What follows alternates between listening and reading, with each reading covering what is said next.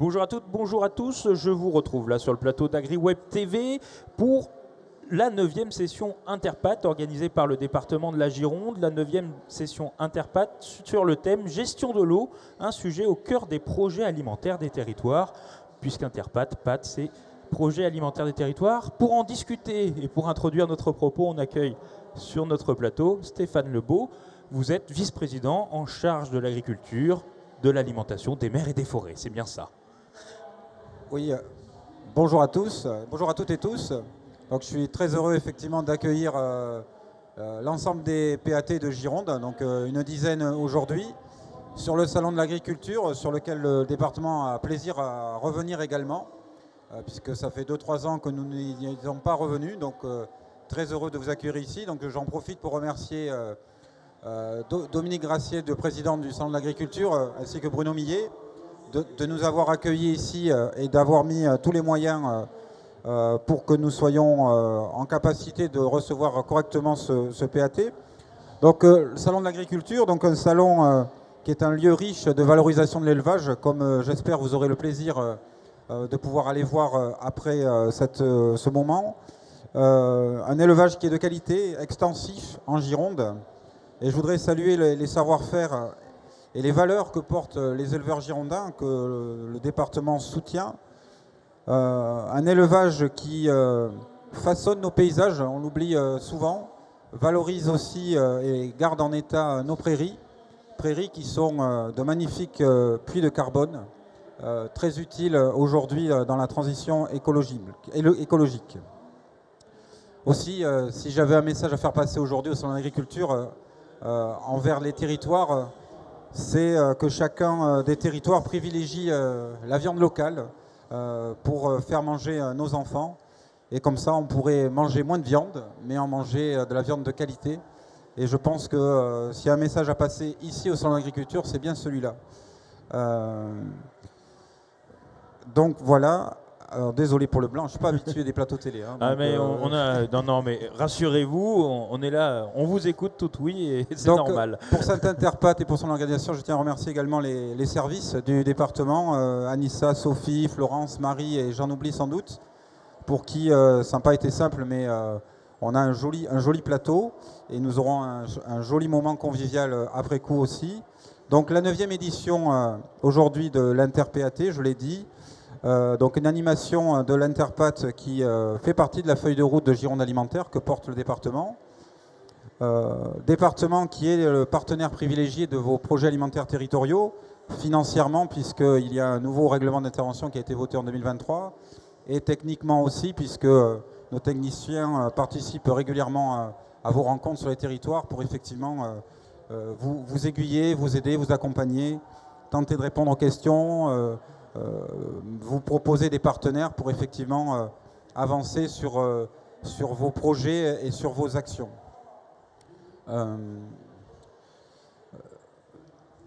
Aujourd'hui, nous avons souhaité donc à l'occasion de cette Interpat aborder la question de l'eau. Donc l'été approche et cette question est prégnante. On l'a vu l'année dernière et on le voit encore aujourd'hui dans certains territoires.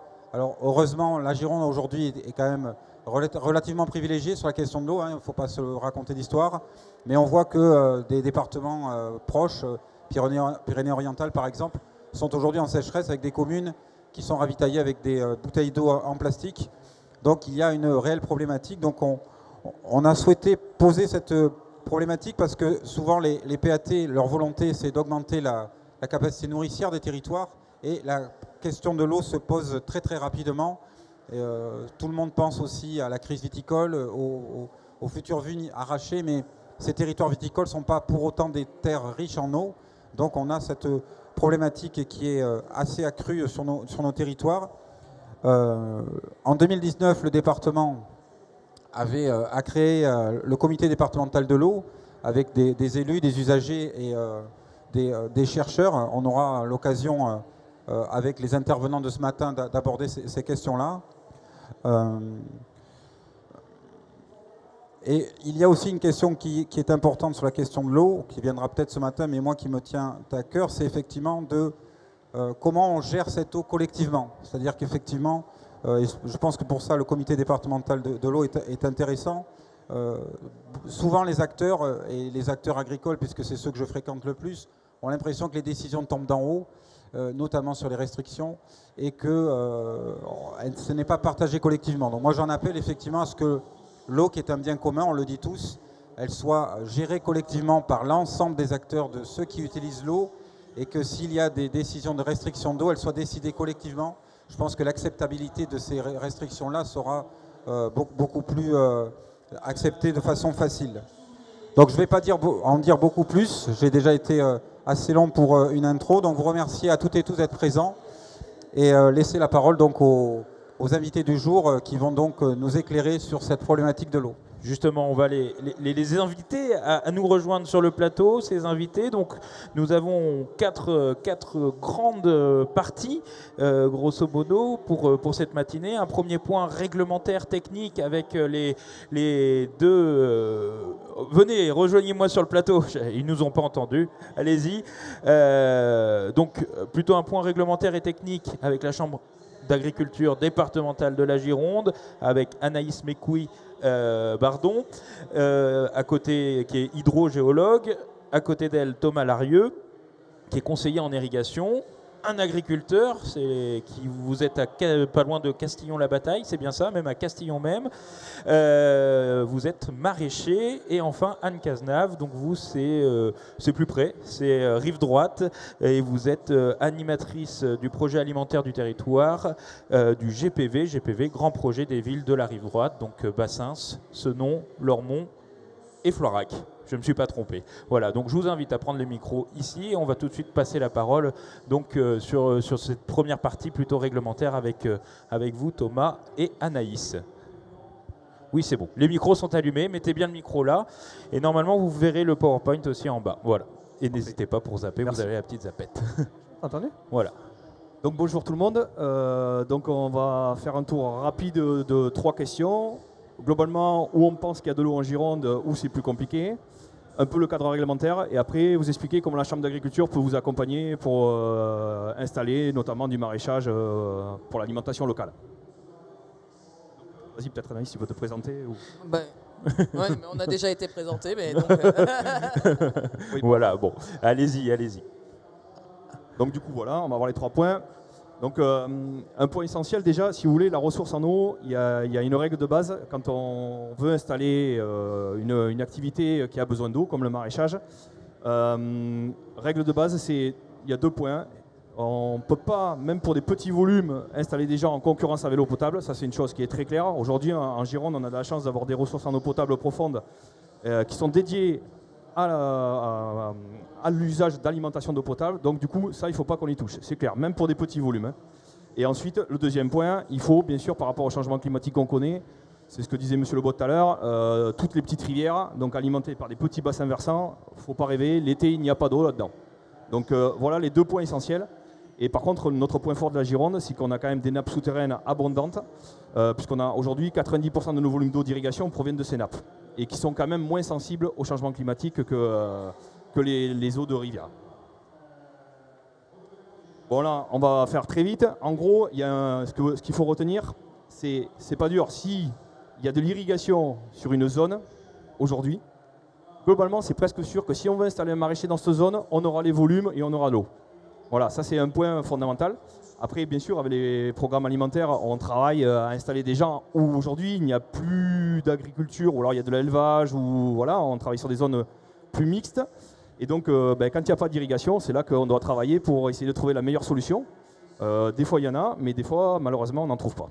Voilà. Donc, ce qui est un point important, c'est en général, s'il y a une zone où il y a de l'irrigation aujourd'hui, on aura des volumes à libérer pour des maraîchers. Donc là, après, il faut segmenter l'alimentation en eau. Il y a plusieurs façons de voir les choses. Donc déjà, la première chose, il y a les eaux superficielles. C'est-à-dire, c'est pas dur, hein, c'est les rivières. Et le long de rivières, par exemple la Garonne et la Dordogne, où on fait des puits. Quand on n'est pas très loin, il y a de l'eau souvent présente. Donc c'est pas bien compliqué. En Gironde, si on est le long de l'Ise et la Dronne, on trouvera des volumes pour installer des maraîchers. Sur des petites surfaces, encore une fois, on ne parle plus de développer des gros volumes sur ces rivières-là. Hein.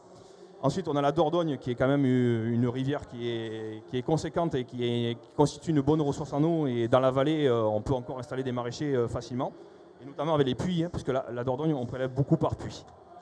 Ensuite, vous avez le Drô réalimenté, qui est une superbe ressource, c'est-à-dire que vous avez un grand lac d'irrigation, qui aujourd'hui, par exemple, cette année, il est encore plein à 90%. Donc on sait que cet été, quoi qu'il arrive, là-bas, on aura assez d'eau. Par contre, la difficulté, c'est qu'il faut payer des contrats pour avoir accès à l'eau. Et en fait, la difficulté, c'est qu'aujourd'hui, on n'a plus de contrats disponibles. Mais je pense que pour les maraîchers, il est en train de se réfléchir un système pour essayer de libérer justement des petits volumes pour des petits projets. Bon, la Garonne, bien sûr, et sa nappe alluviale, c'est pareil, il y a beaucoup de prélèvements en puits. Et ensuite, dans une moindre mesure, on a le Ciron et la Laire. Sur des petits volumes de maraîchage, je pense que c'est encore faisable. Mais après, en dehors de ces rivières, clairement, c'est très compliqué de trouver de l'eau dans des rivières.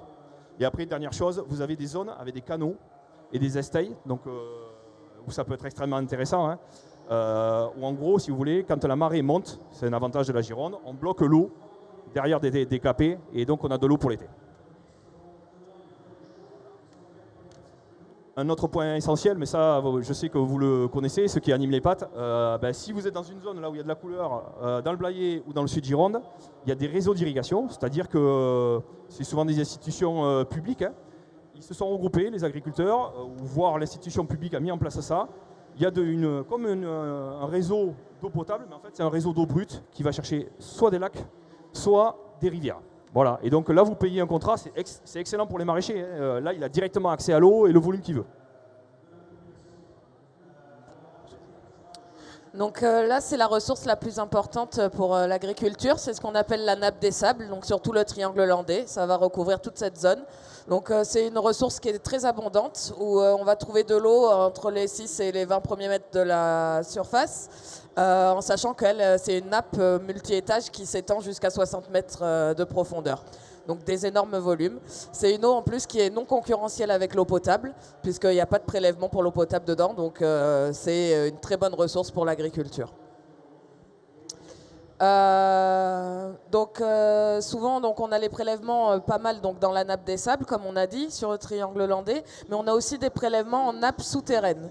Donc les nappes qui vont se trouver en dessous de cette première nappe qui est la nappe des sables. Donc vous le voyez sur des zones localisées comme ça. Ça va être l'eau qui est utilisée pour l'eau potable et elle est souvent de très très bonne qualité. Hein, on la traite quasiment pas en Gironde, elle est extraite directement du sol et distribuée. Et on a eu un petit souci, c'est bon, c'est revenu. Donc là, vous avez ces nappes qu'on dit profondes. Donc vous avez les âges qui correspondent à côté et leur nom. En sachant que donc, pour l'eau potable, les réservoirs les plus utilisés, ça va être l'Oligocène et l'Éocène. Donc c'est les réservoirs qui vont être moins utilisés pour l'irrigation. Pour l'irrigation, on va plutôt prélever dans les réservoirs supérieurs, donc du Pliocène, et du Pliocène, du Quaternaire et du Miocène. Donc ces nappes qu'on dit profondes, elles sont encadrées réglementairement par le SAGE nappe profonde, donc le schéma d'aménagement et de gestion des eaux nappe profonde, qui a déterminé leur état quantitatif par zone. Donc en fait, on va toujours se référer à ce tableau et à cette carte pour savoir dans quel état est la ressource. Voilà. Donc évidemment, il y a des zones où c'est moins propice. Par exemple, si on est en zone centre, sur le réservoir de l'Oligocène ou de l'Éocène, il sera impossible de demander des nouveaux prélèvements souvent. Pourquoi sera impossible de demander des nouveaux prélèvements? Parce qu'il y a eu un problème de dénoyage avec l'Oligocène ici, parce qu'on a beaucoup pompé dans l'Éocène pour l'eau potable à une période pour Bordeaux Métropole. Donc le réservoir s'est dénoyé. Dénoyé, ça veut dire que le niveau virtuel de la nappe est passé en dessous de son niveau réel pendant le pompage. On a aussi une autre zone à risque qui est la zone d'intrusion salée au niveau de l'Éocène, pareil, qui a été due à une trop forte pression des forages AEP. Donc là, c'est des zones où évidemment ça va être beaucoup plus compliqué d'installer des maraîchers, surtout cette zone-là, parce que la première nappe, c'est souvent l'Oligocène, il n'y en a souvent pas d'autres qui sont accessibles et il n'y a pas le droit de prélever de nouveau dans cette nappe. Donc du coup, en gros, en synthèse, il n'y a vraiment, il n'y a pas une eau en Gironde, mais il y a des ressources en eau très différentes. C'est ça qu'on veut juste faire passer comme message. Donc c'est simple, et si on est au milieu des Pins des Landes, des maraîchers, on en installe tant qu'on veut, il y a du volume partout, en gros. Hein. Donc ensuite, il y a d'autres nappes récentes qui sont assez intéressantes. Les retenues collinaires restent une bonne solution, on va le voir après. On travaille beaucoup sur ce type de projet, notamment quand, comme je vous dis, on ne veut pas prélever dans des petites rivières. Donc c'est les seules solutions qu'on a dans des zones vallonnées. Ensuite, on a la rivière du Drô qui est une très bonne ressource. Et après, les grandes rivières qui sont globalement en difficulté un peu de plus en plus avec le changement climatique. Mais en gros, je veux dire, pour des petites activités de maraîchage, on arrivera à libérer des volumes, j'en suis sûr. Et en fait, deux choses qui sont claires. Par contre, pas de prélèvement en petites rivières et pas de prélèvement sur des forages concurrents avec l'eau potable. Voilà. Donc non, maintenant, au niveau réglementaire, on va aller très vite pour faire une synthèse. Quelque chose qui n'est pas très compliqué, c'est ce que disait M. Lebot tout à l'heure. Hein.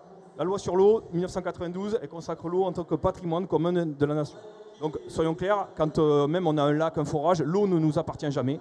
Et donc, quoi qu'il arrive, le cadre réglementaire fait que dès qu'on fait quelque chose, dès qu'on touche à cette eau, il y a un cadre réglementaire et il faut une autorisation. Donc ensuite, si vous voulez, pour être en règle, c'est pas compliqué, il faut avoir une autorisation d'ouvrage, une autorisation de lac ou de puits, il faut avoir une autorisation de prélèvement d'eau, et il faut répondre à tous les documents qui existent sur la planification sur l'eau. Voilà. Donc là, on fait simple, c'est pas dur. Dès que vous voulez faire utiliser un forage, enfin, Anaïs va le détailler après, il y a une déclaration quoi qu'il arrive à faire. Même s'il existait il y a longtemps, il y a toujours des papiers à faire. Et après, pour la création de plans d'eau, c'est pareil, quoi qu'il arrive, il faut faire des papiers. Donc, on va parler de deux points essentiels qui nous sont souvent soulevés par les collectivités. Donc là, c'est pour la création d'un ouvrage. Donc quand on veut créer un nouveau prélèvement, un nouvel ouvrage, il faut faire une déclaration pour l'ouvrage et une déclaration pour le prélèvement qui lui est associé. Les ouvrages vont devoir respecter ce qu'on appelle les règles de l'art. Donc il faut bien veiller à avoir un professionnel, un foreur qui respecte ces règles, qui sont énoncées dans différents textes. Donc là, vous avez un exemple d'une coupe éditée par le BRGM pour montrer un forage bien réalisé. Il faut toujours avoir son entreprise de forage sélectionnée avant la mise en place du projet, avant de demander les déclarations, car celui-ci doit fournir une coupe technique prévisionnelle de forage, donc qui est nécessaire au dossier. Donc il faut s'y prendre en avance. Et voilà. Et en termes de qualité, il y a la charte de qualité des puits et forages d'eau. Donc là, ça permet de trouver des professionnels qui respectent bien les règles concernant les ouvrages. Les plans d'eau, pour créer un plan d'eau, c'est pas compliqué. La règle essentielle qu'il faut retenir, c'est si on fait un plan d'eau moins de 2000 m², hors zone humide, hors cours d'eau, c'est juste une autorisation de la mairie. Par contre, dès qu'on dépasse le seuil des 1000 m², là on est dans un cadre réglementaire beaucoup plus lourd et c'est un an d'études. Voilà, pour faire simple. Donc il y a des procédures d'accompagnement sur ce point-là et il y a des structures qui sont spécialisées. Hein. Donc là, on va faire simple, mais en gros, la réglementation prélèvement d'eau. Donc là, en gros, c'est, si vous voulez, donc, il faut avoir autorisé le lac ou le forage, comme on vient d'expliquer, et il faut également avoir une autorisation de prélèvement d'eau. Donc c'est pas compliqué, si on est en zone bleue, toutes les zones sont classées déficitaires. Rivière jusqu'au sous-sol. Sur la zone blanche, vous n'avez que les nappes profondes, hors Miocène, qui sont en général déficitaires. Et en gros, ce qu'il faut retenir, ça nous pose quelques soucis, notamment pour certains projets maraîchage. Si on est en zone déficitaire, il faut que la pompe fasse moins de 8 m3 si on veut éviter l'enquête publique pour des forages. Voilà. Donc ça, c'est un point qui est quand même essentiel, parce que sinon, c'est 1 an et demi de procédure. Donc ça, bon, vous connaissez, il y a la règle aussi des moins de 1000 m², c'est juste une autorisation en mairie. Donc là, les procédures, quoi qu'il arrive, il y a des démarches et on est là pour vous accompagner. Donc on a parlé du sage nappe profonde qui va édicter les règles de gestion pour les nappes souterraines, mais il y a d'autres sages sur le territoire girondin avec lesquels il faut être en conformité. Donc vous avez par exemple le sage estuaire, le sage vallée de la Garonne, le sage Dordogne Atlantique, le sage Drô, le sage Lair. Donc ça, c'est des documents qu'il faut toujours consulter pour vérifier que le projet est en adéquation avec les règles et les dispositions de ces documents. Il faut aussi penser au fait que tout prélèvement doit être suivi. Donc tout puits doit être équipé d'un compteur pour pouvoir tenir les chroniques volumétriques. Et donc dernier point, comment on vous accompagne au niveau de la Chambre d'agriculture sur les projets dans le cadre des PAT. Donc du coup, il y a Magali qui est au fond, Magali Ardilé, donc c'est la responsable du pôle valorisation des territoires à la Chambre d'agriculture. Et donc en gros, nous ce qu'on demande sur ces projets-là, c'est toujours de passer par elle parce qu'elle structure l'ensemble de l'accompagnement de la Chambre et après elle nous fait intervenir dans ce cadre-là. Donc voilà, c'est toujours un projet collectif, on ne répond pas individuellement point par point, on regarde globalement et après on fait l'accompagnement. Et on propose deux modalités. D'abord un travail sur des secteurs, c'est-à-dire que là on vous a montré des cartes mais on cherche à zoomer plus précisément sur votre zone.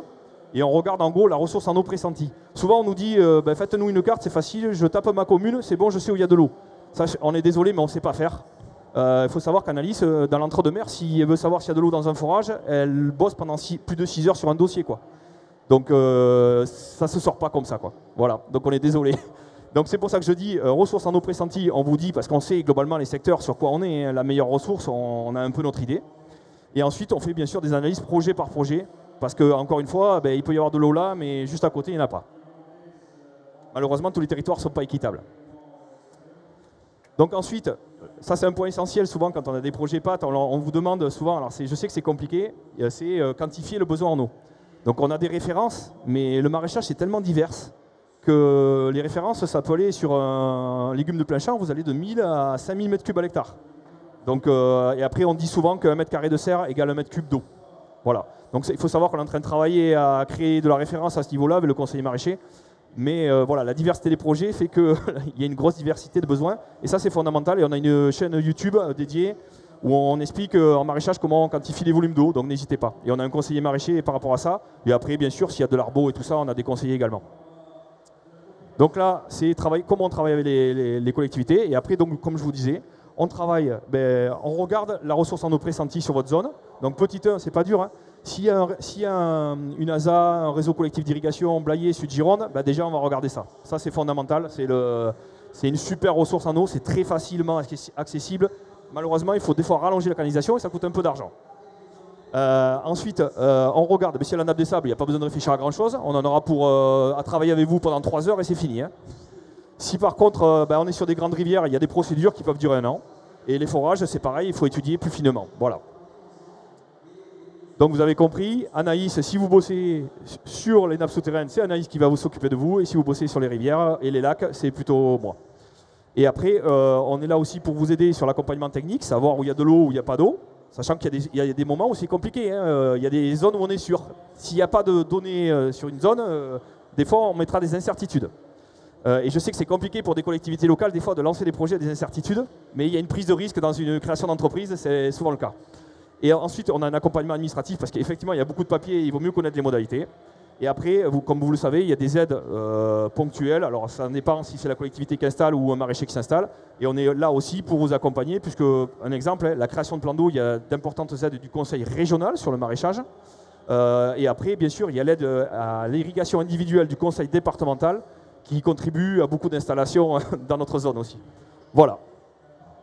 Et après, dernière chose, c'est du détail, mais comme on n'a pas trop le temps, mais sachez que ça nous tient à cœur aussi. Prenez-le le temps. Voilà. Mais ça nous tient à cœur aussi. Quoi qu'il arrive, l'eau, pour créer une ressource en eau, dans certaines zones, ça coûte cher.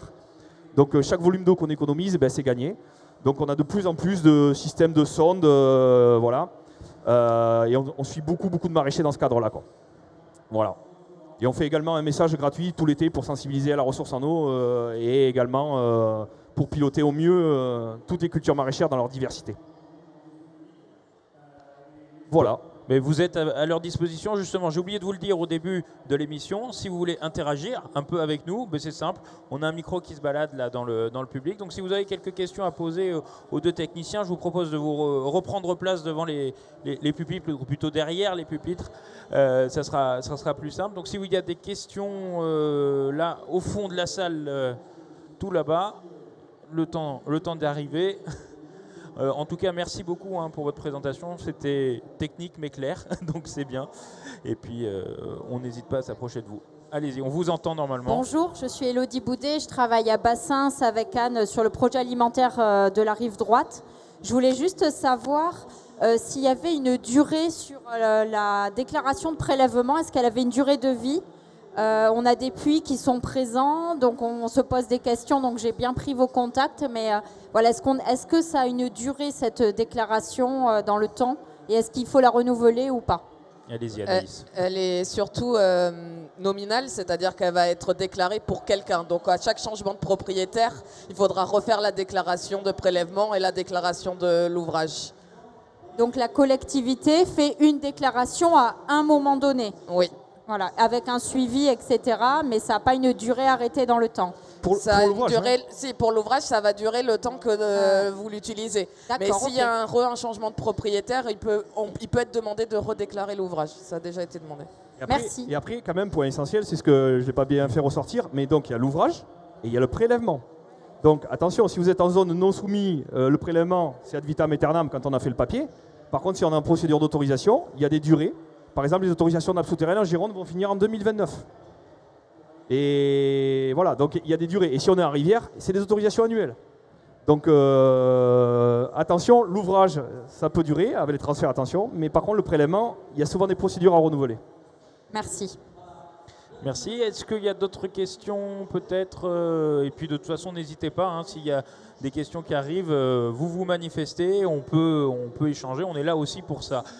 Je pense qu'on va passer un exemple avec vous, Arnaud. Arnaud Surel, vous êtes installé, je l'ai dit, à Castillon-la-Bataille. Castillon-la-Bataille, vous êtes en maraîchage, mais là-bas, il n'y a pas beaucoup d'eau, non? C'est une petite question, mais essentielle. Vous êtes à la ferme Esperanza. On verra les logos tout à l'heure et quelques... Si, on vous a entendu, les micros sont ouverts. Mettez bien le micro contre le menton pour qu'on vous entende bien, et puis voilà. Bon, bah du coup, merci à tous d'être là. Moi, j'interviens rapidement. Il a déjà un petit peu tout dit, Thomas. Je me suis installé en 2021, donc c'est très frais. J'ai essayé de m'installer depuis 2018 dans différents secteurs dans le sud de la France et avec toujours la même finalité, pas d'accès à l'eau. Donc pas d'eau, pas de maraîchage. Voilà, ça c'était mon objectif numéro 1. J'ai trouvé à Castillon-la-Bataille par hasard. Les démarches ont été beaucoup plus longues que prévu. On a mis 6 mois, 6-7 mois avant de pouvoir réellement installer et avoir l'accès à l'eau. Donc je suis en bordure de rivière qui s'appelle la Lidoire, qui est en zone d'étayage, qui a un fort déficit l'été. Donc en gros, on a créé un bassin de 500 mètres carrés. Donc j'ai 1800 mètres cubes en gros pour l'année, sachant qu'en autorisation de prélèvement, j'ai 3000 mètres cubes en hiver, 2000 mètres cubes au printemps, et l'année dernière, par exemple, 0 mètres cubes en été. Donc on arrive au 1er juin et on a 1800 mètres cubes et on doit faire l'année et la saison, la période où on a vraiment besoin de l'eau avec. Donc Thomas se bat pour qu'on ait des accès à l'eau un peu plus en maraîchage, parce que j'avais pas encore la serre installée l'année dernière et j'étais déjà en rupture d'eau fin août. C'est ça, hein, fin août j'avais plus d'eau, et sachant que je suis 80% goutte à goutte, donc j'utilise très peu, on localise. J'ai une station météo qui enregistre beaucoup de données. On a Thomas qui va installer une sonde aussi. On fait du contrôle pour être au plus proche de l'utilisation de l'eau. Voilà. Comme il a dit, chaque goutte est importante, mais on en a besoin essentiellement. Voilà. Je sais qu'on voit passer souvent des documentaires, ils font du maraîchage sans eau, mais pas partout. C'est pas vraiment possible. Voilà, hein. et c'est pas du tout possible.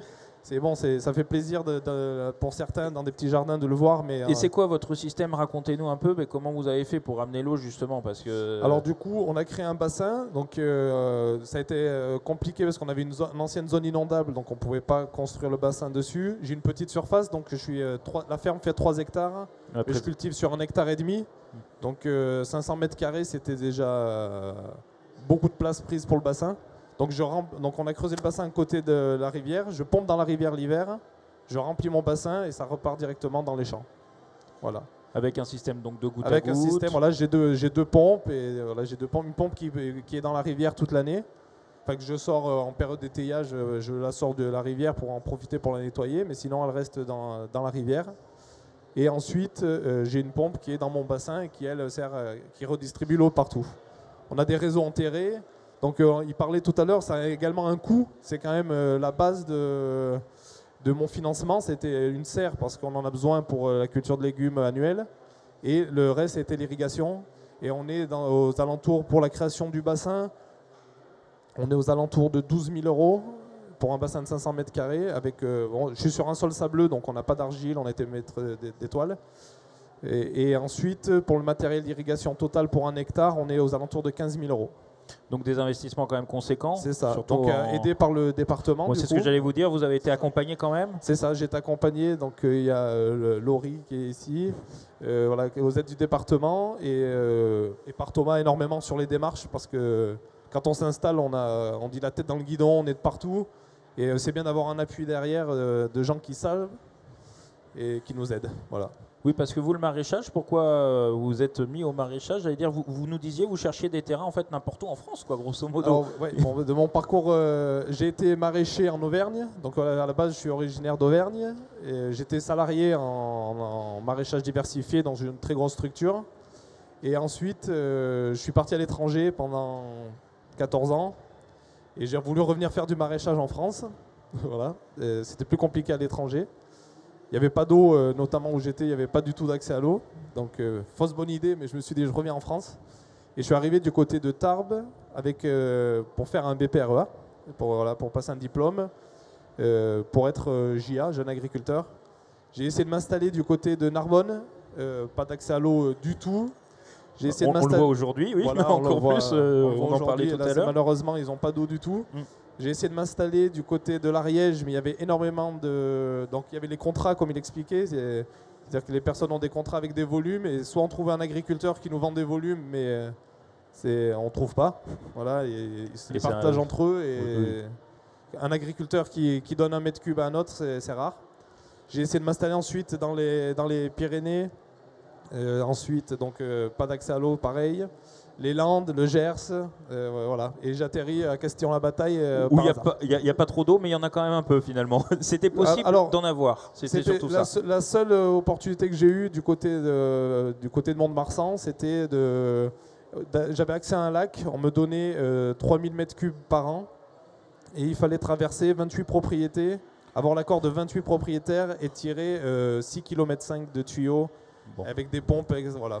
C'était pas possible. Donc, infaisable. Castillon, bienvenue en Gironde. Voilà. Depuis 2021, ici, ça a été faisable. Parfait. Et vous parliez des aides. Effectivement, là, j'ai un petit fascicule que vous retrouverez là-bas sur les aides. Hein. Le département de la Gironde, d'ailleurs, les aides, j'avais lu un chiffre, c'est 3,8 millions d'euros d'aides départementales pour la production agricole, ce qui est quand même important. C'est un département qui s'investit énormément. Donc, ce petit fascicule est à retrouver là-bas sur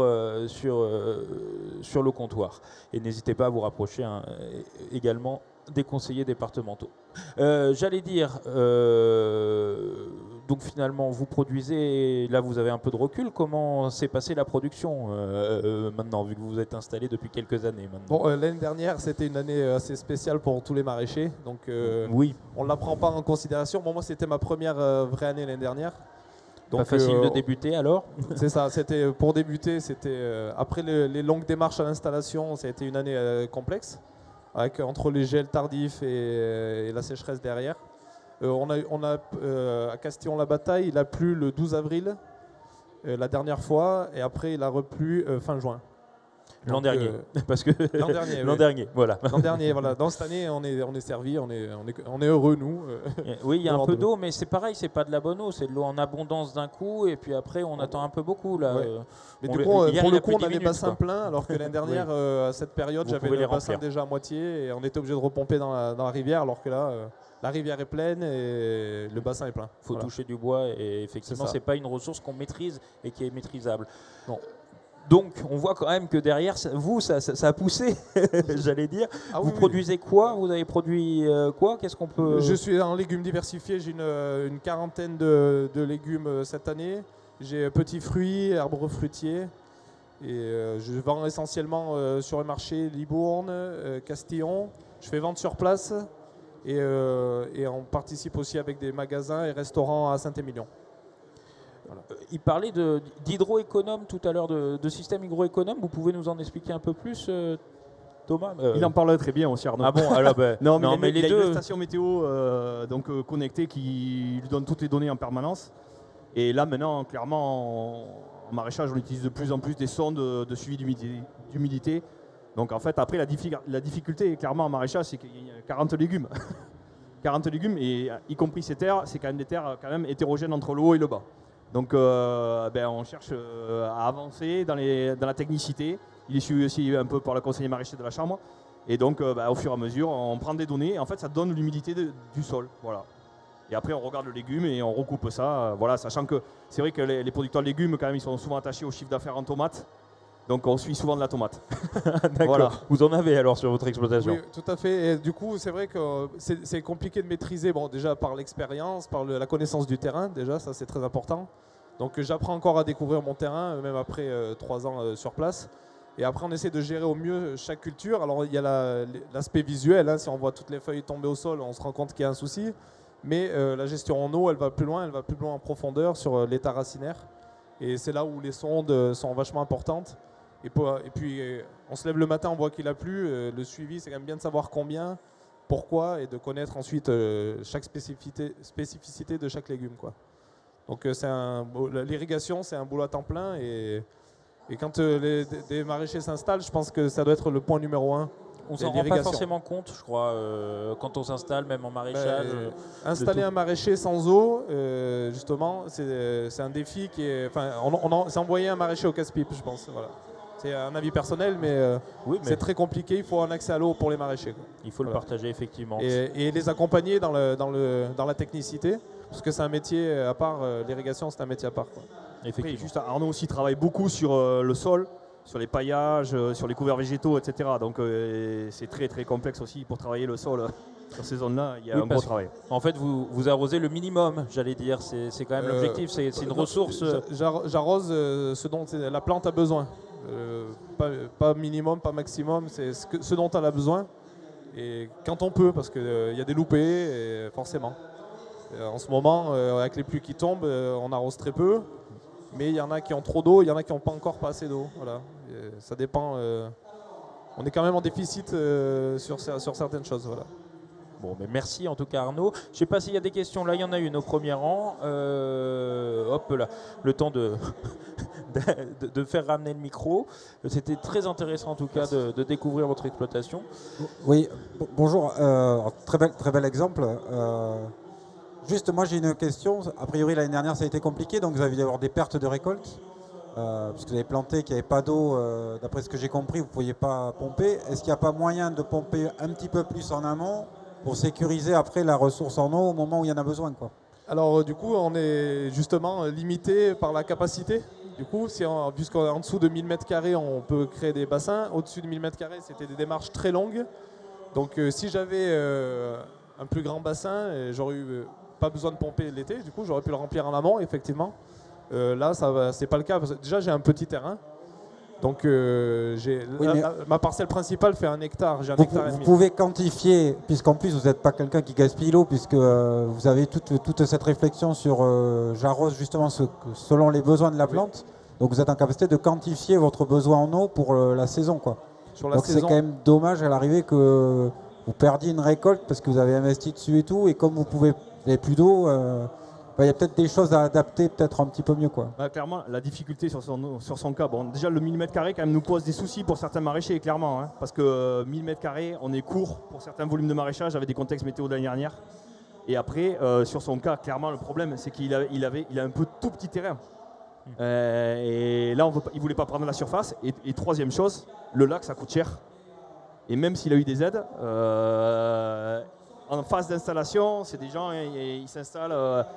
Il n'avait pas d'apport énorme, quoi. Il a mis en jeu sa maison et tout dans l'affaire, quoi. Donc il manquait un peu d'argent aussi pour faire un peu plus grand, quoi. Voilà. Mais on est d'accord, c'est la meilleure solution. Mais il aurait pu faire un peu plus grand. Mais il aurait pu faire plus grand. Oui, j'ai fait 500 m² dans ma configuration. On aurait pu monter jusqu'à 999. Ah d'accord, c'est ça que je ne savais pas. Oui, on aurait pu doubler quasiment. Mais c'est vrai que ça a un coût, vous le disiez tout à l'heure, c'est quand même assez considérable, même si on est accompagné, c'est quand même assez conséquent. Sachant que les bâches, le cours des bâches était en pleine expansion aussi, voilà, comme on a tous pu connaître, et voilà, 15 000 € de bâche, hein, parce que le creuset, ça a été... c'est pas le plus cher, effectivement. Ça n'a pas été le plus cher, c'était la bâche le plus cher, quoi. Voilà. Oui, j'ai cru comprendre. J'ai eu le sujet anodrisme, n'est-ce pas, Thomas? Exactement. Est-ce qu'il y a d'autres questions dans l'Assemblée? Non, pas pour l'instant. Alors on va continuer le cours de l'émission et on va parler avec vous, Anne. Oui, passez-vous le micro. Il est parti pour le public. Donc de ce GPV et ce projet alimentaire territoire sur ce GPV rive droite, Bordeaux, Florac, pas Bordeaux, Bassins, Florac, ce nom. Voilà, on a votre petite PowerPoint. Expliquez-nous un peu ce PAT, comment il s'est développé. Alors bonjour à toutes et tous, ça rend pas très bien sur la carte, je voulais juste... ça le rend mieux à l'écran, mais effectivement... Moi je le vois, mais là... Mais c'est que nous on est un peu plus près, peut-être de plus loin ça se voit bien, je sais pas... Non, bon. Ouais. Bon, faut pas prendre de lunettes. Je vais expliquer. Expliquez-le. Donc le grand projet des villes rive droite, c'est donc un groupement d'intérêt public pour les villes de Senon, Lormont, Bassins et Florac. Donc rive droite de la métropole de Bordeaux, et on anime depuis 2018 un projet alimentaire territorial qui a été labellisé par le ministère de l'Agriculture en 2021. Et donc on travaille un peu sur différents maillons du système alimentaire et notamment la question de la production. Donc on a fait le choix d'assurer une veille foncière pour trouver des fonciers essentiellement publics pour pouvoir installer des producteurs. Donc il y a eu la question de est-ce qu'on allait faire ça en régie municipale ou alors en partenariat public-privé.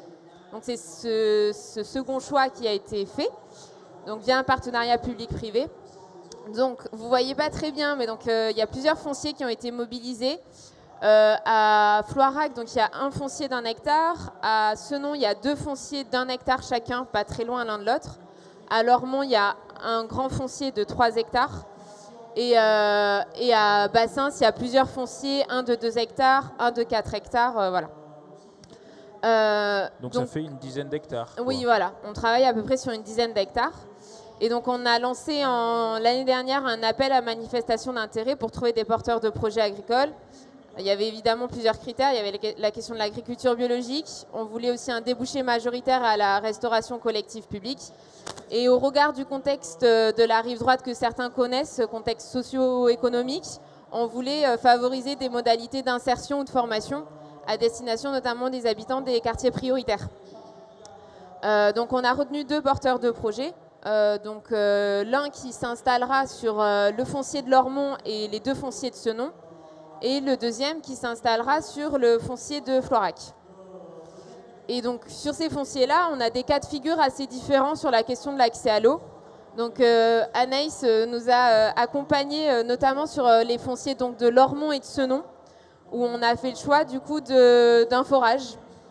Donc Parce que là-bas, il n'y a pas beaucoup d'eau, hein. On le voit, c'est pas un sol... Non, c'est pas forcément les plus adaptés. Donc Anaïs nous a accompagnés, donc elle a tout d'abord fait une étude hydro sur les fonciers. Donc à Senon, c'était plutôt favorable, à Lormont, c'était pas le top du top. Mais comme le disait Thomas, il y a vraiment une part de risque et d'incertitude, donc on y est quand même allé. Effectivement, le dossier de déclaration de forage, c'est Anaïs qui l'a préparé, donc avec des documents notamment fournis par les villes. Et donc il y a 2 mois d'instruction ensuite par la DDTM pour pour valider cette déclaration de forage. Donc nous, ça a été fait pour Lormont, on a fait une première fois ça en novembre 2022. Et le forage n'a pas donné. On est descendu, je crois, à 25 mètres. Donc on n'a rien trouvé. Donc on n'a rien trouvé. Donc là, on s'est dit, c'est ce que j'allais vous demander. Quand on commande un forage, on sait ce qu'il va y avoir ou c'est justement il n'y a strictement aucune garantie. En fait, moi, quand j'ai fait mon démarchage de foreur pour trouver, pour avoir des devis et donc pour trouver un foreur, ce qu'ils disent systématiquement, c'est il y a des éléments de l'étude hydro de la chambre, etc. Par contre, on n'a aucune garantie tant qu'on n'a pas foré, tant qu'on n'a pas l'eau. C'est vrai que du coup, Thomas le disait, nous, on avait fait le choix de rester sur ce seuil de 8 mètres cubes par heure pour éviter de rentrer dans un processus d'autorisation beaucoup plus long. Donc on a 8 mètres cubes par heure, c'est le choix qu'on a fait, mais du coup, il faut quand même assurer ce débit-là, il faut trouver l'eau, mais il faut aussi assurer ce débit-là. Donc la première fois qu'on a foré à Lormont, ça n'a rien donné. Donc on s'est questionné, est-ce qu'on étudie d'autres opportunités? Donc il y avait un puits existant plus loin, là ça me fait penser à ce que vous disiez, mais il fallait traverser la rocade pour se raccorder à ce puits. Donc là on rentrait dans quelque chose de colossal. Oui. Donc on s'est dit, bon, on va peut-être tenter un deuxième forage sur un deuxième point qui avait été identifié. Donc là le dossier de déclaration est en cours d'instruction. Normalement à la fin du mois on devrait avoir un retour de la DDTM. Et en ce qui concerne ce nom, du coup, le dossier d'instruction est en cours, enfin le dossier de déclaration est en cours d'instruction. Donc là, voilà, mi-juillet, on devrait avoir le retour parce qu'on l'a déposé il y a seulement quelques jours. Et ça, le foncier, vous avez commencé à l'acquérir en 2018, donc le temps est quand même assez long. Alors, c'est pas des fonciers qu'on a acquis en 2018.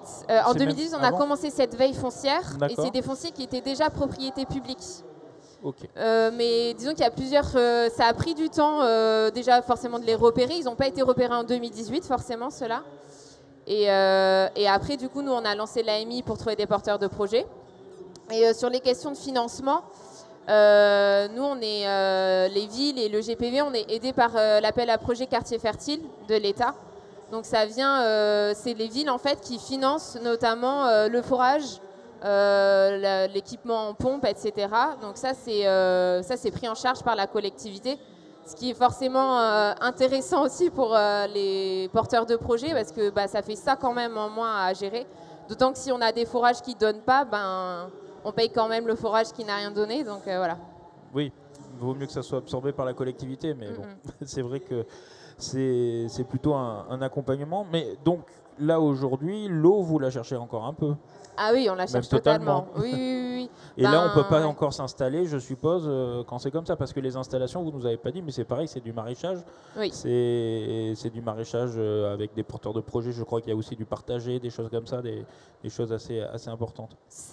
Donc c'est deux porteurs de projets, donc un qui est une entreprise d'insertion, atelier chantier d'insertion, donc qui initialement dans les espaces verts et du coup veut se développer sur le maraîchage. Donc là, ce serait à la fois du plein champ et de la serre.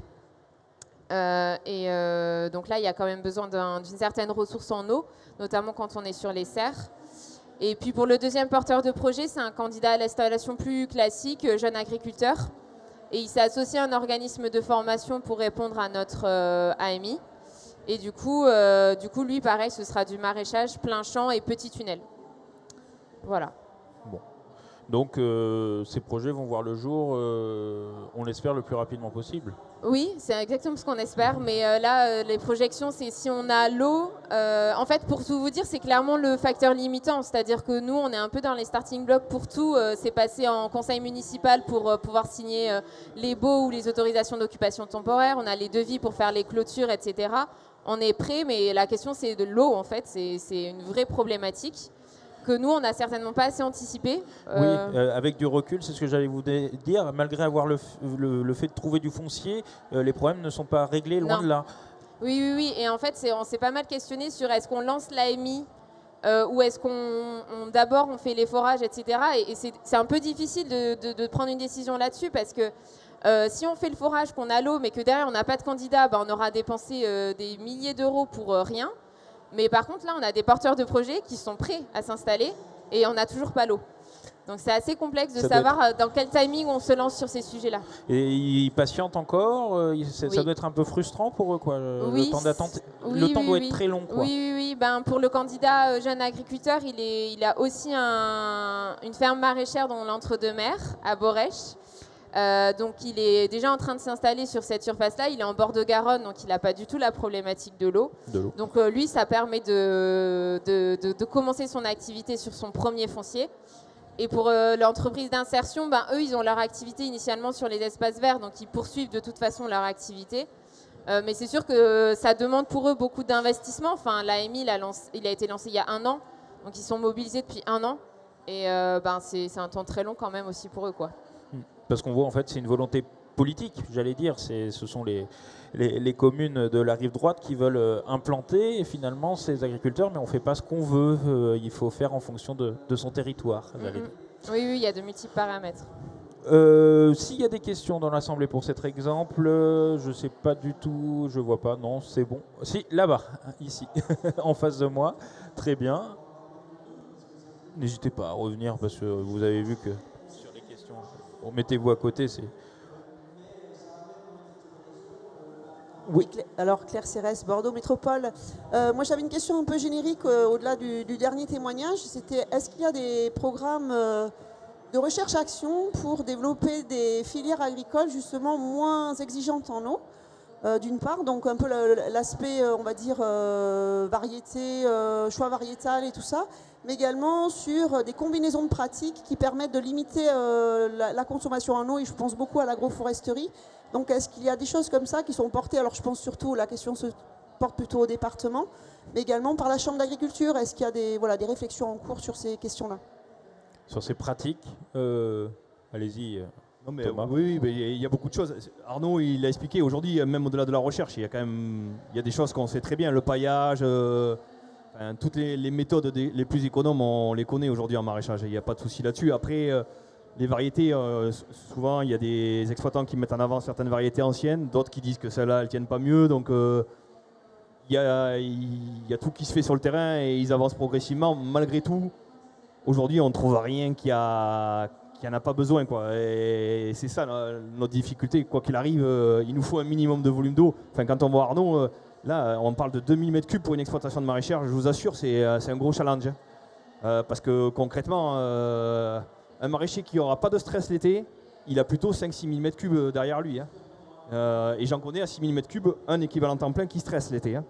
Donc, en fait, c'est une notion de stress aussi et de prise de risque, encore une fois, quoi. L'année dernière, malheureusement, il y a quelques maraîchers sur la fin de saison, ça a été très très dur, quoi. Donc, mais malgré tout, oui, le travail sur le sol, l'agroforesterie. Arnaud, tu en as fait un peu d'agroforesterie d'ailleurs. Du coup, tout le tour des terrains ont été plantés. Il y a des qui ont été plantés de partout. Alors nous, on a eu la chance, ça a été en partie financé aussi. Et on a planté avec des écoles, donc c'est tous les enfants qui sont venus planter des haies. Et en fait, entre chaque jardin, j'ai plusieurs jardins, j'ai une dizaine de jardins. Et entre chaque jardin, j'ai planté des petits fruits et des vignes raisins de table qui sont conduits en hauteur, du coup, contrairement à ce qui se fait ici, pour justement créer des petits îlots séparés. Et après, sur les paillages, soit paillage plastique, paillage végétal et broyat énormément qu'on récupère avec les SMICVAL, qu'on récupère donc de moins en moins, malheureusement, parce que la filière est en train de réduire pour les paillages organiques. Mais énormément. C'est la principale activité au printemps, hiver et printemps, quoi. Quand on peut rentrer dans les champs, si on est mécanisé ou non, mais sinon c'est préparation des terrains et étudier les paillages, les associations, ça fait partie de notre quotidien, voilà. Tout le temps. La matière organique, c'est vraiment le truc clé quand même en maraîchage. Sur des petites surfaces, on peut quand même beaucoup modifier le sol. Par des apports de matière organique, donc c'est quand même le point essentiel. Après, je reste persuadé que les sondes est un gros système aussi pour avancer, parce qu'ils ont quand même souvent des terrains très hétérogènes. C'est des gens qui bataillent à trouver le foncier, il a expliqué. Donc quand on a des sols très hétérogènes, des fois la sonde, on se rend compte qu'on aurait pu arroser beaucoup plus tard certains légumes. Et on gagne vraiment des volumes là-dessus, je pense. Voilà. Donc oui, les pratiques en agriculture, c'est du temps long pour s'adapter, c'est d'une plantation à une autre.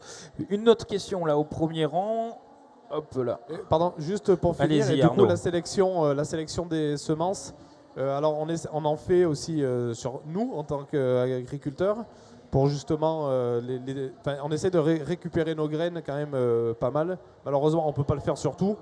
Mais ce qu'on peut essayer d'adapter, on essaie de les adapter justement avec l'irrigation, avec notre terrain, avec notre sol.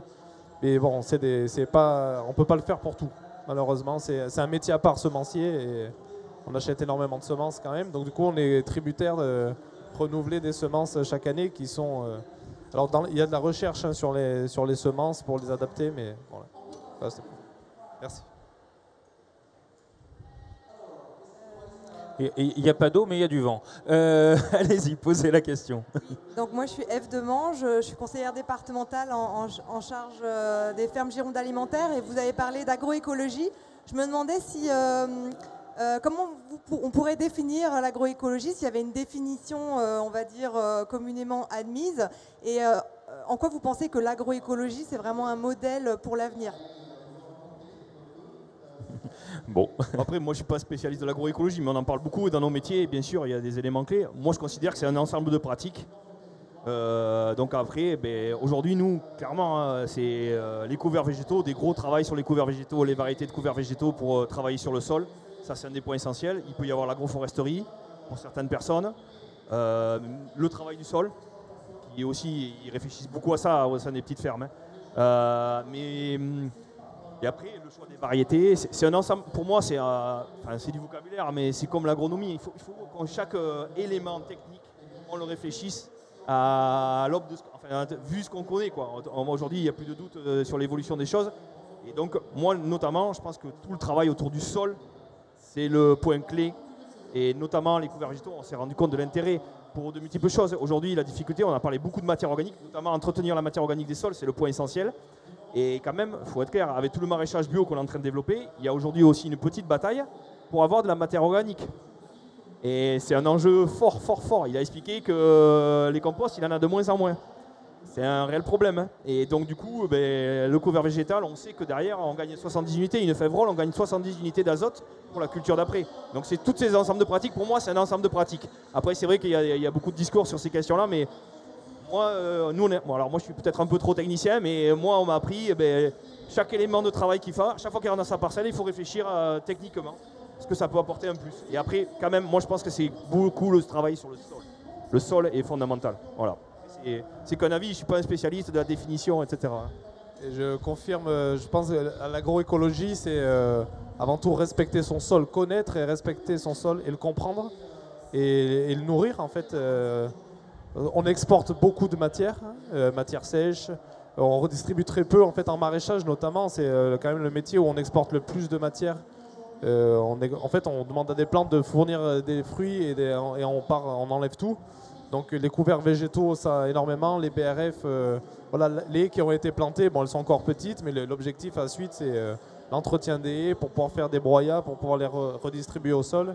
Et après, on rentre dans les technicités, les apports de carbone, la redistribution du carbone dans les sols. Je pense que l'agroécologie, c'est tous les ensembles de pratiques, il n'y a pas une pratique, c'est tous les ensembles de pratiques, voilà, et limiter au maximum la dégradation des sols. Donc sur les fermes, de plus en plus, les micro-fermes, petites fermes maraîchères, on est quand même énormément en non-travail de sol ou travail très léger sur des horizons de 10 cm maximum. Il n'y a plus de labour, il y a de moins en moins dans les petites fermes maraîchères du labour, quoi. Et ça, les sols nous remercient, je pense. Oui, au niveau des pratiques, vous êtes tout le temps en veille, sans cesse, pour être au courant de ce qui se fait. Là, il y a une autre question ici, à cet endroit. Hop, à ma droite. Bonjour, Alain Monger, je suis le président du pôle territorial Cœur Entre-deux-Mers, qui porte également un PAT. Merci pour cette présentation, parce que c'est vrai qu'on voit bien l'importance de l'eau, mais là on voit bien la technicité et je dirais la complexité aussi de ce dossier quand on aborde ces sujets-là. Moi j'avais le sujet un peu des retenues collinaires, parce que là on voit bien qu'on est sur des petites réserves à l'échelle humaine, mais à l'échelle des exploitations, mais qu'en est-il des surfaces de stockage plus importantes ? On peut avoir l'impression que c'est quand même plus compliqué, donc j'ai compris dans les propos introductifs que c'était très long. Quelle est la situation en Gironde de ces projets de retenue collinaire ? Et on a aussi des enjeux, nous, sur une partie de notre territoire, des bassins versants, qui impactent notamment nos communes quand on a des très très fortes précipitations. D'ailleurs, les risques que l'on a quand on est sur des communes en bordure de fleuve, c'est pas tellement le fleuve, mais c'est ces bassins versants qui nous causent de plus de dégâts. Et voilà, moi j'aurais aimé avoir un petit peu votre vision sur ces enjeux en fait d'équipement plus structurants et peut-être des difficultés que cela impose. On voit que dans certains départements, il y a eu des débats, je dirais, assez houleux, avec des positions clivantes. Voilà, j'aurais voulu avoir votre position par rapport à notre situation en Gironde. Je pense que c'est pour moi ça. Visiblement, et puis vous êtes emparé de la question et du micro, donc allez-y. Ouais, donc par rapport aux deux questions, donc la première sur des projets plus structurants, pour être honnête, aujourd'hui je ne crois pas à la possibilité de créer des projets structurants. C'est triste, moi honnêtement ça m'attriste. Par exemple, on avait tout un ensemble d'agriculteurs qui s'étaient regroupés le long de la vallée de l'Andouille, qui étaient persuadés qu'il y avait un projet collectif à faire. Aujourd'hui, des projets structurants comme cela, c'est trop compliqué à mettre en œuvre administrativement, clairement. La loi, elle a vraiment complexifié. Pour autant, nous, on pense que ces projets structurants, ils ont un intérêt sur les grandes rivières. Donc, on va faire simple. Garonne, ISL, drone. Je pense qu'il y a un réel intérêt à travailler sur ça pour sécuriser l'avenir. Parce qu'on le sait, les débits, c'est moins 30% qui l'on nous annonce. Donc je pense qu'il faut sécuriser ces territoires-là. Parce que je disais, on peut encore installer des maraîchers dans ces secteurs, mais il faut encore les sécuriser si on veut une production alimentaire qui ne diminue pas. Ça, c'est certain. Les évapotranspirations, la demande climatique va augmenter. Donc même si on fait tous les efforts qu'on vient de dire, il nous faudra toujours de l'eau. Donc globalement, notre idée, nous, c'est de défendre des projets structurants sur les grandes rivières. Donc on sait que la Garonne a des difficultés, donc on a plusieurs voies. On a soit des projets structurants de stockage comme ça, soit des projets structurants de réutilisation des eaux usées aussi, qui est un enjeu. Soit payer de l'eau à EDF. Voilà, c'est ce qu'on fait en partie sur la Garonne, avec l'aide des collectivités. Donc il y a aussi des ressources en eau qui existent aujourd'hui, qu'on peut aller chercher. Voilà, donc c'est un travail global.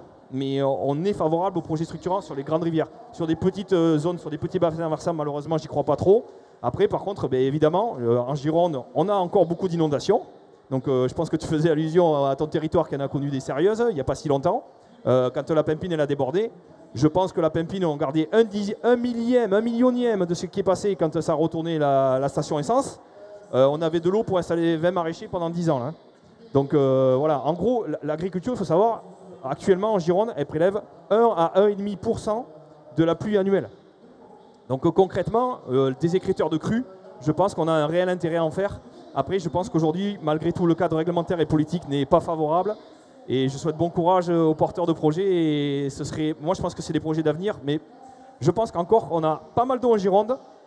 Et pour l'instant, on n'a pas encore assez souffert pour se dire que c'est utile. Parce que si on compare aux autres zones, le sud-est, ils ont ça. S'ils n'avaient pas aujourd'hui des écréteurs de crues et ils utilisent l'eau l'été, ils seraient drôlement dans la panade. Alors là, ils sont dans la panade parce qu'ils ont des sécheresses hivernales cette année.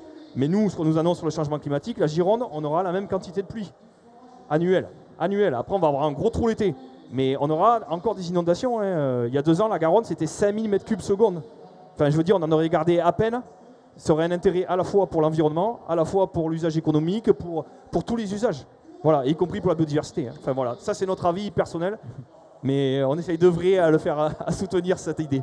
Votre avis de technicien aussi, il faut le dire. Mais il y a des départements voisins aussi où ça doit être compliqué. Vous parlez du sud-est, mais... Après, encore une fois, là, si on compare à Poitou-Charentes, il y a des difficultés avec l'eau potable. La Gironde, on a une grande chance. On a des eaux potables abondantes dessous. Il faut bien organiser les prélèvements pour que ça se passe bien, mais on a beaucoup d'eau potable dessous. Voilà. Vous avez mis le doigt sur la région, l'ex-région plutôt que je pointais. Est-ce qu'il y a d'autres questions? La paix au premier rang, toujours.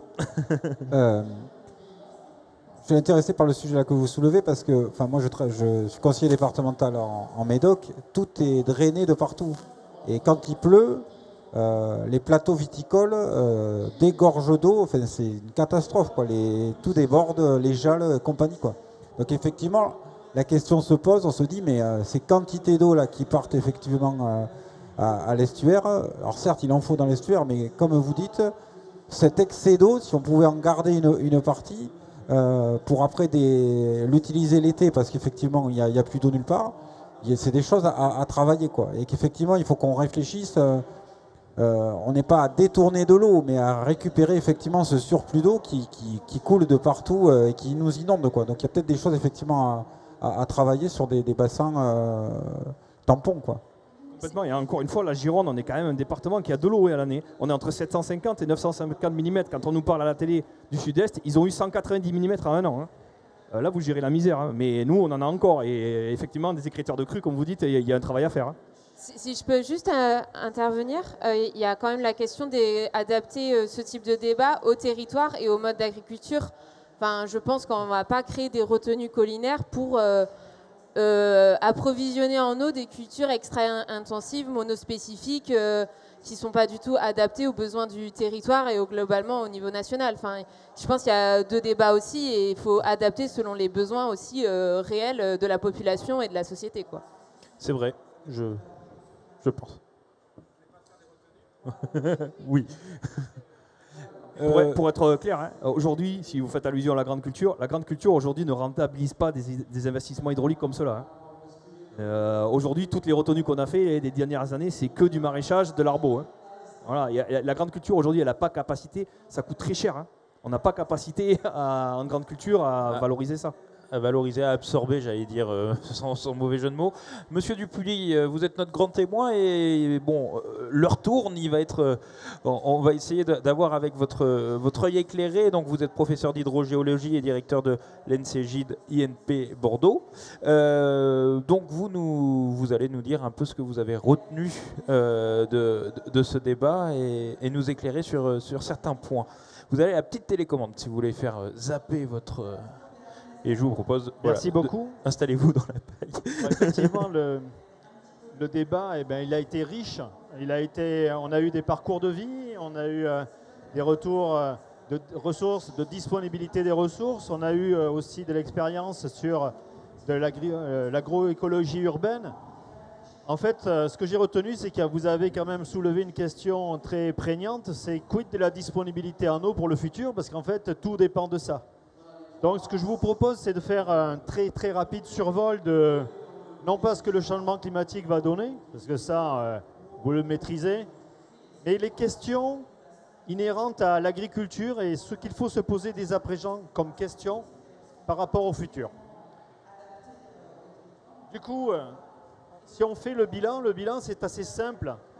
On va vers une moindre disponibilité de l'eau.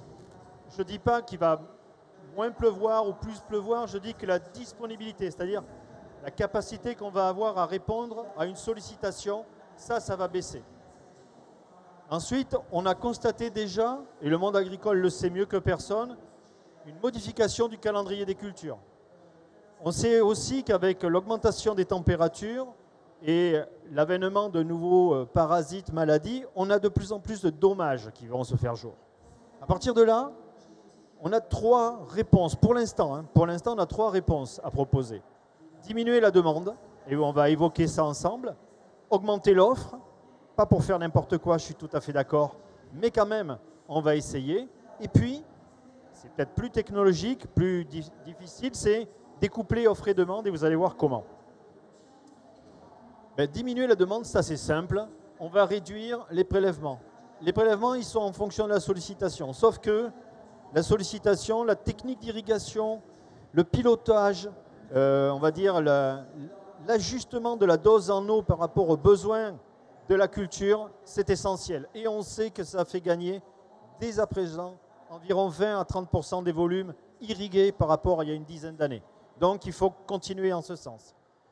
Après, vous allez me dire, c'est la palissade, mais il faut le rappeler, les pertes des réseaux sont conséquentes. Si on gagne sur les réseaux, pour moi qui suis un gestionnaire de la ressource, j'ai un degré de liberté par rapport à une sollicitation qui est moindre. Donc on augmente l'efficacité. Donc les pertes par réseau, les pertes par évaporation. L'évaporation, ici j'ai illustré ça par un canon à eau.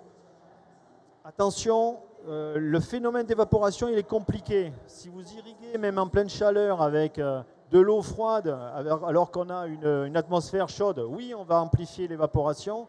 Si par contre l'eau est tempérée et ensuite vous avez une humidité relative dans l'air qui se maintient, vous n'avez quasiment pas d'évaporation. Donc la physique du phénomène d'évaporation, elle est compliquée, d'accord ? Bon, en fait, toujours est-il que si on peut faire des avancées sur ces gains-là. On peut tout simplement aussi réduire les besoins. Autrement dit, ça a été évoqué, l'agronomie va faire des progrès. Les choix d'espèces, les choix de culture, les pratiques culturelles, la sélection, tout ça participe à réduire les besoins ou à avoir des rendements suffisants pour que le monde agricole puisse répondre au besoin vital de se nourrir et aussi à vivre. Vous devez en vivre. Il ne faut pas oublier ça. Ensuite, on va faire de l'adaptation des productions. Alors là aussi, le changement climatique nous a montré que les aires de production ont déjà bougé. En 15 ans, on a constaté qu'il y avait des mouvements. Il faut aller à l'encontre de ces mouvements-là. Pour moi, qui doit fournir de l'eau, c'est utopique. Il faut s'adapter, tout simplement. La temporalité aussi des productions. On sait que le modèle de climat on pourrait avoir, il faut suivre ce modèle de climat. Ce n'est pas la peine de lutter, on va perdre. Donc si on perd, on perd tout. Donc non, il va falloir s'adapter et malheureusement, il y a des évolutions à subir. Alors, vous noterez que j'ai mis des points de suspension à chaque fois, hein, parce que là, c'est les grandes lignes, mais l'imagination humaine, ben, heureusement, on a ça comme atout. Il faut continuer à travailler et à proposer d'autres solutions. Ça, c'était le point le plus facile, diminuer la demande. Augmenter l'offre, là, on rentre dans beaucoup plus d'ingénierie agroécologique, agro-environnementale, hydrogéologique. Mais les grands principes sont, est-ce qu'on génère des ressources alternatives, sachant que, vous avez compris, avec la présentation préalable, on sait où sont à peu près les ressources historiques. Maintenant, on va parler de nouvelles ressources. Alors, les nouvelles ressources, c'est, OK, si j'ai besoin en été d'eau, où est-ce que je la prends? Et quand je la prends? C'est des vraies questions. Ce n'est pas simple à y répondre. Je la prends dans quel milieu? À quel moment? Et après, qu'est-ce que j'en fais? Parce que c'est bien de le prélever, mais il faut le stocker. Et alors, le stockage, ça a été évoqué tout à l'heure. Est-ce qu'on l'admet? Est-ce qu'on ne l'admet pas? Est-ce qu'on le fait en surface? Est-ce qu'on le fait en souterrain? Ben, en fait, là, la réponse, il n'y en a pas. C'est du cas par cas. L'hétérogénéité du milieu, de l'environnement, est telle que moi, je suis contre une règle. C'est du cas par cas. Ensuite, bien sûr, on oppose souvent surface et souterrain, vous l'avez compris. Et il faut tout de suite se poser la question, quelle garantie a-t-on d'avoir, avec les perturbations hydroclimatiques qui sont envisagées, une garantie ou un pourcentage de renouvellement de ces réserves alternatives, de ces ressources alternatives? Est-ce que c'est admissible d'avoir 5 ans sur 10 de sec? Est-ce que c'est plutôt 6 qu'il faut? Est-ce plutôt 7? Est-ce que c'est 2 ou c'est 3? Ça, c'est le monde agricole qui doit se questionner. Ensuite, on regardera, nous, techniquement, qu'est-ce qu'on peut y faire, si on peut y faire quelque chose. Alors après, il y a les autres ressources en eau dites non conventionnelles. Je vous ai marqué ici la réhute, ça a été évoqué. Sauf que la réhute, est-ce qu'il y a une compatibilité par rapport à la qualité des eaux sorties de stations d'épuration et le coût nécessaire si on a besoin d'une nouvelle amélioration de la qualité pour en faire des usages valorisables? Il y a la question toute simple de la proximité. Généralement, la production des villes, elle n'est pas tellement en zone agricole. Alors, qui va payer les tuyaux? Parce que malheureusement, il faudra des tuyaux. On ne va pas faire circuler avec des camions. Et quid de l'acceptabilité sociétale? Gros problème, gros sujet. Il n'y a pas que ces eaux usées. Il faut imaginer aussi que des eaux industrielles, de process industriels, peuvent être elles aussi traitées et être utilisées pour faire de l'irrigation. Alors, peut-être pas de production agricole, mais de l'irrigation de confort pour verdir certaines parties de la ville. Ça peut être envisagé, c'est envisagé par ailleurs. Là aussi, pérennité de la ressource. Tout de suite, il faut se poser la question, combien ça va durer? Est-ce que j'accepte qu'au bout de 20 ans, je n'ai plus accès à ces ressources? Est-ce que la durée de 20 ans peut être une durée nécessaire pour permettre une adaptation du reste du monde agricole? Vous voyez, la question, elle n'est pas statique, elle est dynamique, elle est dans la temporalité. Alors après, il y a le troisième point qui nous pose beaucoup de questions, auxquelles beaucoup de scientifiques réfléchissent, c'est découpler offre et demande. Ce que ça veut dire, c'est décaler temporellement et spatialement le pic de demande du pic de disponibilité.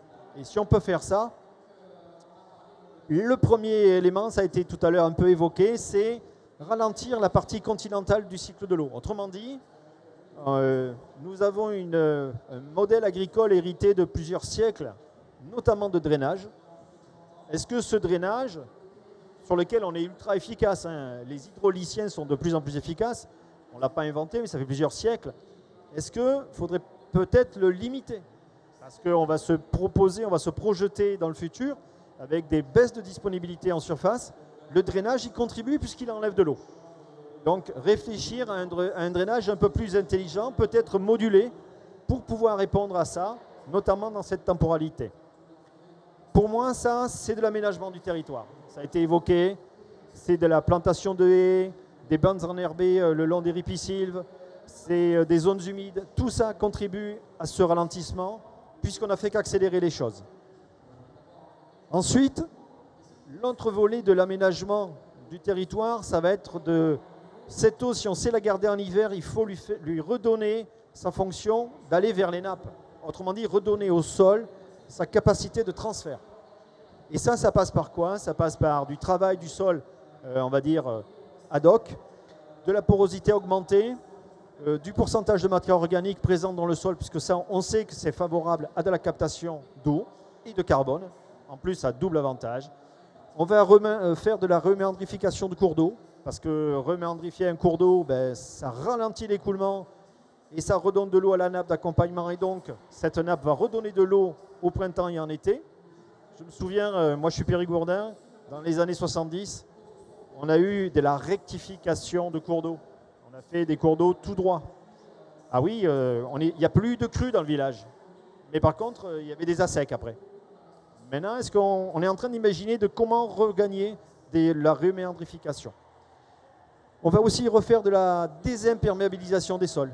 Mais là, les pratiques culturales, il n'y a pas que l'agriculture. Le côté ville est ultra impactant aussi. On perd beaucoup. Donc, vous voyez que c'est un tandem, c'est agricole et monde urbain. Tout ça, c'est de l'aménagement du territoire. Donc là, on est à la croisée de réglementations qui ont été évoquées. C'est plus large que le monde agricole. Ensuite, on peut aussi utiliser le sous-sol ou la surface comme une bancarisation. Bancariser, pour nous, c'est typiquement en hydrogéologie, c'est remettre de l'eau dans les nappes. Les nappes de surface, ça a été évoqué, ça a été dit, les nappes libres fonctionnent de manière annuelle. Effectivement, ce qu'on peut mettre en hiver, on le regagne l'été suivant, c'est parfait. Mais sachez que plus on va profond, plus le cycle de vie, la durée du stockage d'une eau est longue, des dizaines d'années, voire des siècles. Donc on peut faire du stockage, de la bancarisation, si on a des eaux de qualité en abondance une année, pour des années plus dures. Ça existe ailleurs dans le monde. On peut utiliser des eaux naturelles, dites conventionnelles, mais également des eaux non conventionnelles, dès l'instant où la qualité est là. Donc tout ça, on y réfléchit. On fait de la recherche artificielle, on mène des tests actuellement. Il faut le dire aussi, ça a été évoqué, les lacs et cratères de crues, comme ceux de la Marne et de la Seine, ont contribué à, oui, écrêter les crues, mais à faire de la recherche artificielle et à créer des biotopes et des zones de stockage. Donc pour moi, les réserves dites de substitution, si elles sont bien questionnées, bien pensées dès l'instant et avec les bonnes questions pour le futur, font partie des éléments de solution qu'on ne peut pas éluder a priori. Voilà. C'est peut-être, sur certains territoires, la seule solution qui restera pour faire de l'adaptation. Ce que je dis là, il y a aussi l'autre pendant, il y a des endroits où c'est la fausse bonne idée. Il faut être clair aussi. Ce n'est pas parce qu'on a obtenu des réserves de substitution à un endroit que la vallée d'à côté, ça sera la même chose. Le problème, vous l'avez compris, c'est qu'on va devoir faire de l'adaptation très très locale. Et ça, c'est compliqué, ça demande du temps d'ingénieur, ça demande du temps de réflexion, ça demande de la participation collective. Et c'est tout ça qu'il faut mettre en place. Et je pense que j'en ai terminé. Merci beaucoup, Monsieur Dupuis, de nous avoir éclairé et d'avoir un peu conclu cette matinée sur la gestion de l'eau, un sujet au cœur des projets alimentaires de territoire. On l'a vu avec tous ces exemples. Juste un petit mot, vous vous êtes assis sans doute ou vous l'avez enlevé avant sur Gironde alimentaire. Donc n'hésitez pas à feuilleter, c'est agir en faveur d'une nourriture saine, locale et respectueuse de l'environnement. On apprend plein de choses. Moi, je vous propose donc de finir là-dessus. Nous, on se retrouve sur agriweb.tv. Vous pouvez revoir d'ailleurs ce programme sur agriweb.tv si vous n'avez pas tout entendu et si vous voulez revoir quelques points spécifiques. Il y aura également les PowerPoint. Voilà, nous on se retrouve plus tard sur une nouvelle émission sur agriweb.tv.